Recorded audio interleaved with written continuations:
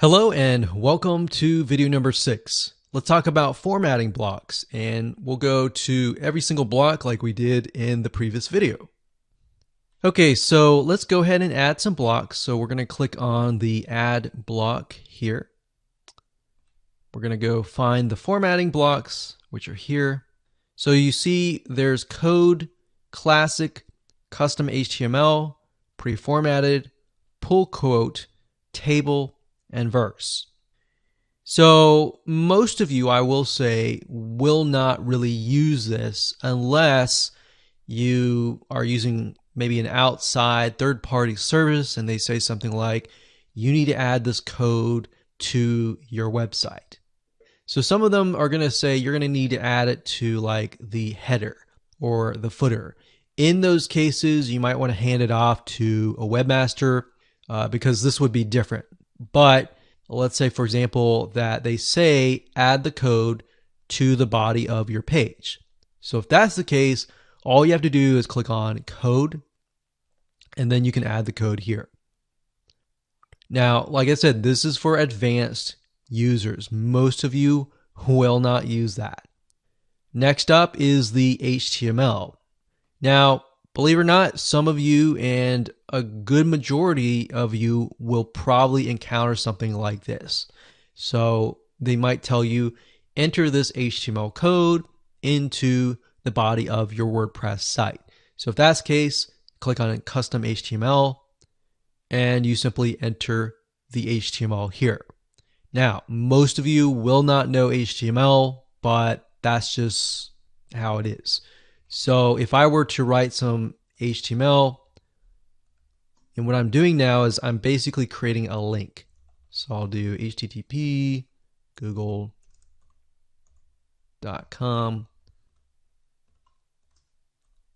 Google.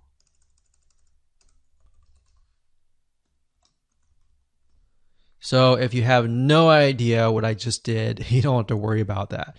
But if I click on preview, what I did was I just created a link. So it's a link. So if you don't know HTML, it may not be applicable to you, but at least you are aware of what this block is. Okay, so next up we have formatting. Under formatting, we have classic. So what this is the old classic editor. Now, do not be confused that this is how to convert back to the old classic editor. We're still using Gutenberg. All right, so this just happened to be within a block. So if you like the old classic editor and you want to utilize it within a block, that's fine. All right, so that's what that is. So you can see what is available to you. Going back, got formatting. We got pre-formatted. So if I go back here,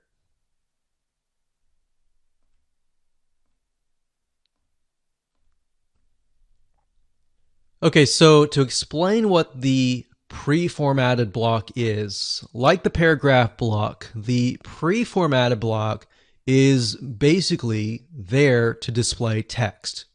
Now, unlike the paragraph block, the pre-formatted block basically keeps any spacing or any line breaks exactly as they are entered.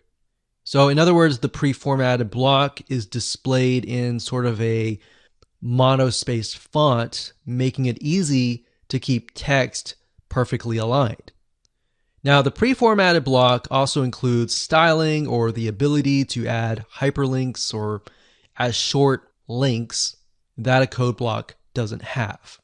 So, like I said, most of you will not use this, okay? But it's there if you ever have to need it. So going back to formatted blocks, we did these, we did this. So we got pull quote and table. Table is nice if you want to create a table. So if you want to create a table that has maybe 3 columns and 5 rows, you could do 3 columns, 5 rows, not 25, 5 rows, and click create. And there we go. So now we can enter text within the table. And this is amazing because this is something that you could not really do in the old classic editor. You would have to find like a plugin and all of that to do that. So this is the old classic editor. So this is really neat. This is something that you would definitely use. Going to formatting, got table, we got verse.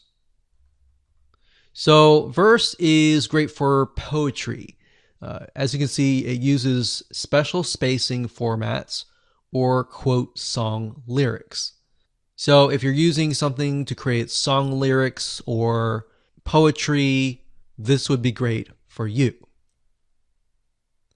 Moving on, we got just a few more. So we did this one, we did this one, and we haven't done this one. So pull quote, it says it gives special visual emphasis to a quote. So the other ones didn't really allow you to change the color, but it allows you to change a little bit here and there. So what this allows you to do is it allows you to change the actual color. So this is a quote, but the difference is you can change the main color. So you can change the top line and the bottom line. So as you can see, it looks fairly nice and professional like that.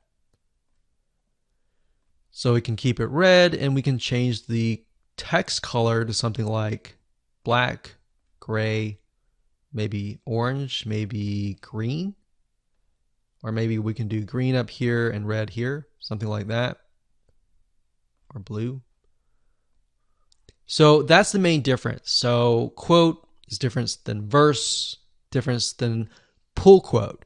So as you can see, what this allows you to do is it changes literally the formatting and makes it look nice.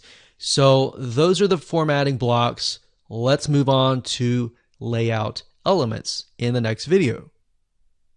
Welcome back. This is video number 7. We're going to talk about layout elements. Okay, so we're going to scroll down and let's add some layout elements. So what does that mean? Well, let's go to it. So we've got buttons, we've got columns, we have media and text, we have more, we have page breaks, we have separators and spacers. So as you can see, what this does is it allows you to add a call to action button. So if you want to link to maybe another page or perhaps a buy button or something else, you can do that. You can do columns. So let's go ahead and make a button, click button. So as you can imagine here, you're going to enter the URL of the website that you want to link to. So in this case, we'll just use google.com. Click apply. So you'll need to click this, and that's it. Okay, so next you want to change the text. To change the text, you can simply click the mouse here and change the text.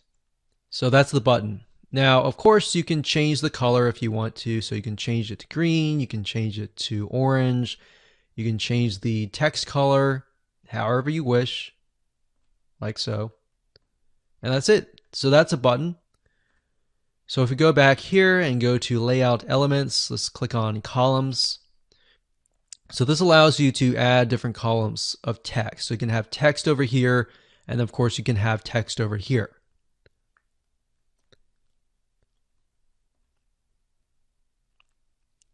All right, so that's columns. So next up, we have media and text. So as you can see, this allows you to add images, and let's say we want to have the text surrounding the image. If you want to do that, that's good here. So you can add the image, you can add the text, and you can add more text over here. So that's basically what it is. And then of course, next we have more. So more is if you can imagine you went to a news site or you went to a big site that had like articles and information. A lot of times you would see something like read more. So they would click read more, and then they would be able to see the other information down below. So that's what read more is, and that's what that layout element is. So that comes in handy, especially when you have such a long page. So next we have page break. So that's a page break. So that allows you to have several pages. So the only time you would really use that is if you had a very, very long page and you don't want people to have to scroll. They would simply be able to go to the next page if they choose to do so. So it just makes it easier on the end user. Separator is simply something like a divider, like that. And next we have spacer.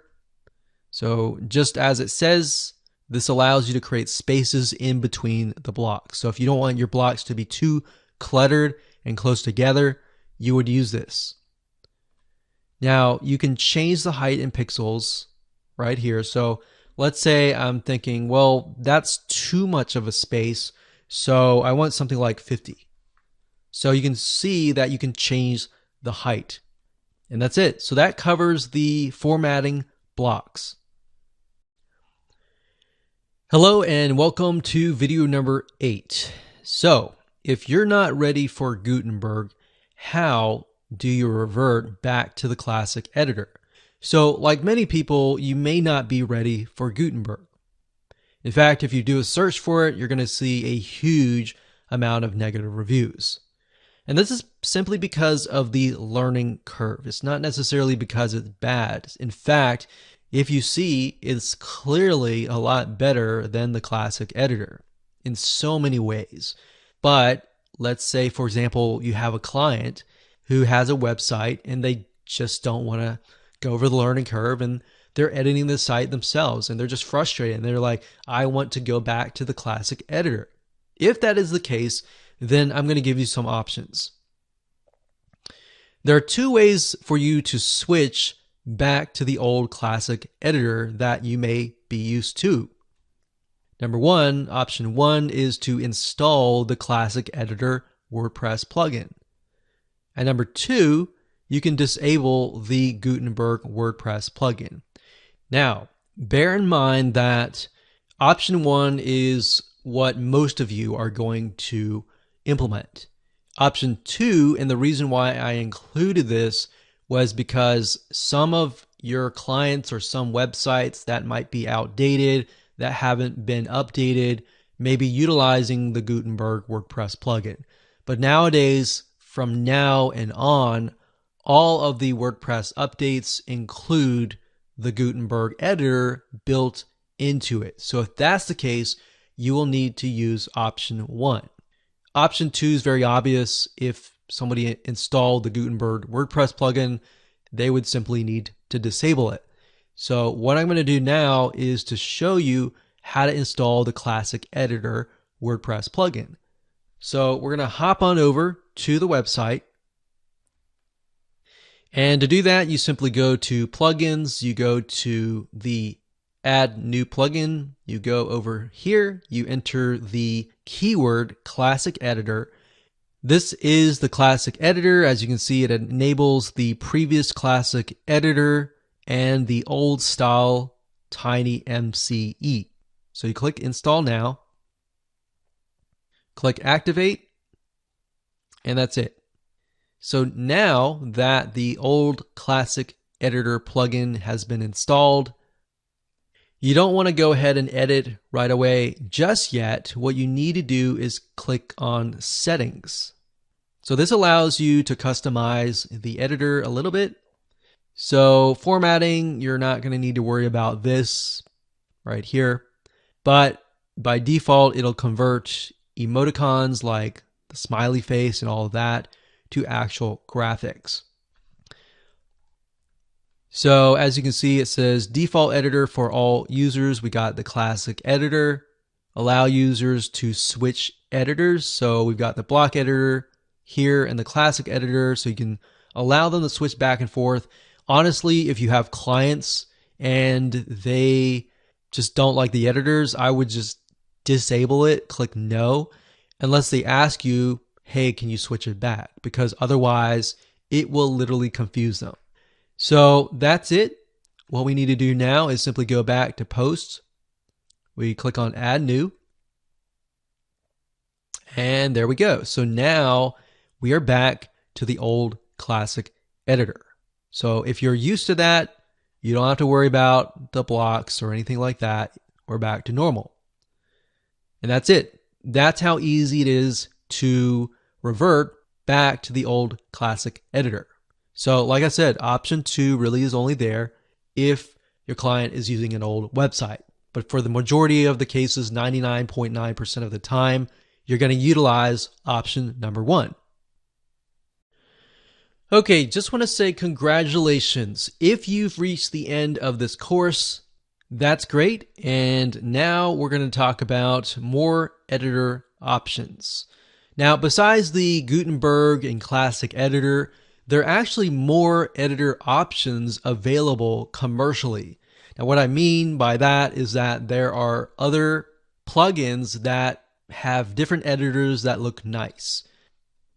Some of them include Thrive Themes, WP Bakery, and Elementor. Now, each has its pros and cons. They have their strengths and weaknesses. And really what it comes down to is which one do you like the best. So you saw Gutenberg. Most of these are very similar to Gutenberg and they utilize blocks, but they just look a lot more nicer and they have a lot more options. So that's really the main difference. So we like Elementor the most because it's super easy and more importantly, super fast. One thing to note is that as you begin to add more plugins to your WordPress site, it will actually slow things down. So what we've done is when we've tested things, we found that Elementor it has a lot of features, but it doesn't have a lot of coding. So it runs really, really fast and it won't slow your website down. So with that said, like I said, Thrive Themes and WP Baker are really, really good choices. So let's go ahead and hop on over to those websites and show you these in action. Okay, so let me talk about the differences before we actually install Elementor as a plugin. So if we go up at the top here, we've got WP Bakery Page Builder. And as you can see, between the 3 of these, there are millions of people that use 3 of these editors. So it really comes down to which one do you like the best and which one fits your business the best or your website. So as you can see, this one costs $45. And if you scroll down, you can get an idea of what it looks like. Now, we've used WP Bakery before, and it's really decent. There's a lot of templates in it that are built in. In fact, Thrive Themes and Elementor have the same thing. So for all of these, you'll find templates. You can find and you can look through the templates, and if you like them, all you have to do is simply click them and you get the design. So as you can see, the main difference between these and Gutenberg is Gutenberg does not give you templates. You are building everything from scratch. Same goes for the classic editor. So these take your design level to a whole new level. So this is WP Baker. You can see the features here. So there's a lot of things you can do. So to get here is wpbakery.com. Next up is Thrive Themes. That's thrivethemes.com. Now, Thrive Themes is a lot different than just an editor. They have tons of plugins that go into things like opt-in pages. You can create sales pages. You can create funnel pages. You can do all sorts of things. So it's not just an editor. So you can see here, you can create forms. You can create all sorts of light boxes. You can do A/B testing. You can do a huge amount. And this is something that a lot of businesses typically use because it has so many different features. So it's very, very feature rich. So as you can see, here are the features right here. Now it's a little more expensive, as you can see. It's $147 for 15 licenses. But remember, WP Bakery was about $47 for a single license. It's about $67, which is only $20 more for one license for this. And the next one is Elementor. Elementor is mainly an editor like WP Bakery or Gutenberg, but like I said, the difference is it's more similar to the WP Bakery in the sense that it is an editor and it also allows you to pick and choose templates. And then those templates, you can click a button and then it adds it as a page. So I'm going to show you that in action. Elementor has a free download, as you can see here. But what I found is Elementor is super fast. It's super easy to create really good looking sites with ease. So you're kind of getting an idea here. Scroll down here. So it says built for professionals from freelancers to agencies. So you can use this, let's say, for example, if you're like a web designer, a website master, or anything like that. So this is great to use for your clients. You can also build forms like Thrive themes to build a list. It's developer friendly, so you can edit the code very, very easily. And it's built with blocks. So I'm going to show you Elementor in just a second. So we'll go back over here.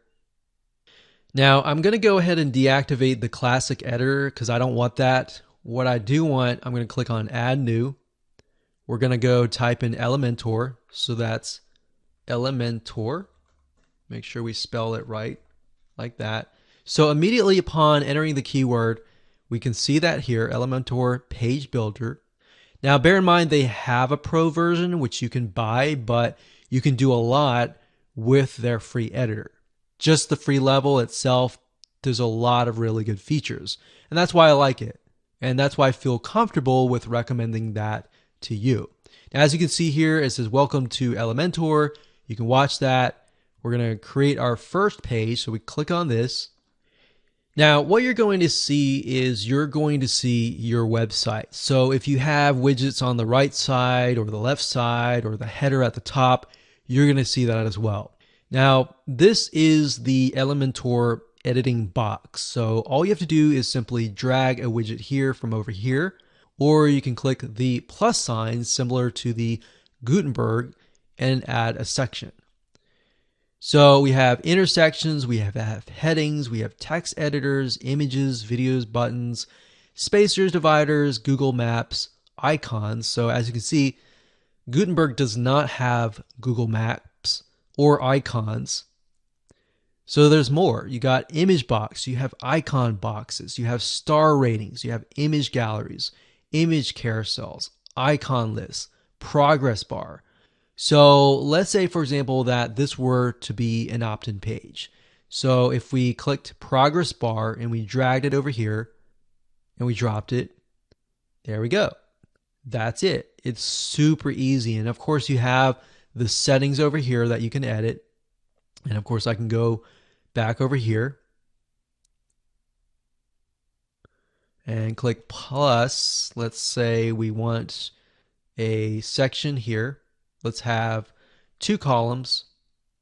So we click plus and we can go back over here. Let's add maybe heading here. And then of course, we'll go back over here and we can add maybe an image. So you can see that it's actually a lot easier than Gutenberg when it comes to editing. So that's a free version. Now, let's say, for example, that you want to utilize one of their templates. So if that's the case, I'm just going to delete these here like that. I'm going to click on this folder here. So click on the folder. What it's going to do is it's going to allow you to enter their library of templates. So you can see which ones are free and which ones are on the pro level. The pro level has this little icon that says pro. You can't use that unless you have the pro level plugin. So you have to purchase it. But I tell you, it's definitely worth it. Now, as you scroll down, you can see blocks actually. So blocks over here, and then we have pages over here, and then you have templates over here. So blocks essentially are different media or different blocks or areas that you can add. So for example, you can, let's say I like this, I'm going to add this, and I'm going to add this, and then I'm going to add this. So that's basically the method of blocks. It's very similar to Gutenberg. And then of course you have pages, which are the templates. So if you scroll down here, there's all sorts of really cool looking templates and designs that really can take your site to a whole new level to make it look professional.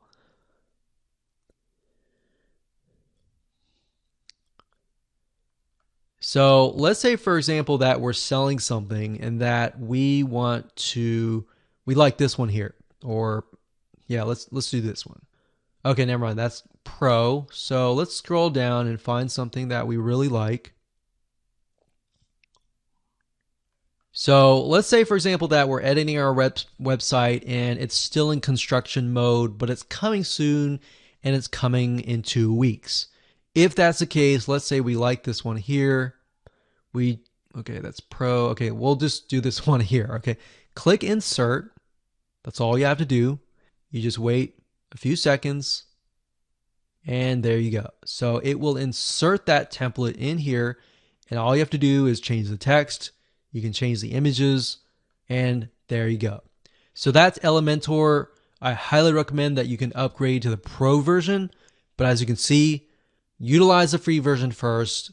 If you feel like you need to go Pro, go Pro. If you don't, stick with the free.